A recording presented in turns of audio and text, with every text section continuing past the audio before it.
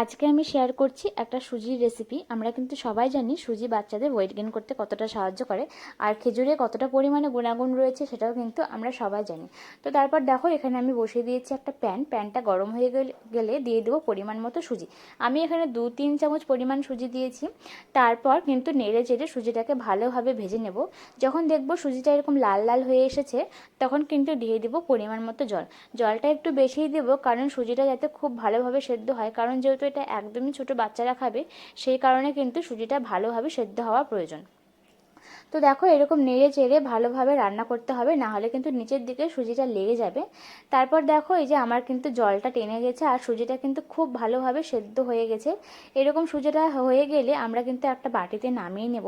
বাটিতে নামিয়ে নেওয়ার পর যে দুটো খেজুর আমি ভিজিয়ে রেখেছিলাম, সেই দুটো খেজুরের ভালোভাবে খোসা আর বীজটা ছাড়িয়ে হাত দিয়ে ভালো করে চটকে নিয়েছি। এরপর যে নামিয়ে রেখেছিলাম সুজিটা, তার মধ্যে এই খেজুরটা দিয়ে দেবো। দিয়ে কিন্তু মিশিয়ে নিলেই কিন্তু আমাদের সুজিটা রেডি।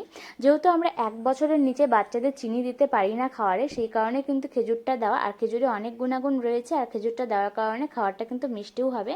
তো তোমাদের রেসিপিটা কেমন লাগলো তোমরা অবশ্যই কিন্তু কমেন্ট করে জানিও।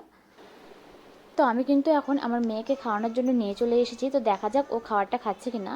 তো দেখো, ও কিন্তু খুব সুন্দরভাবে খাবারটা খেয়ে নিয়েছিল।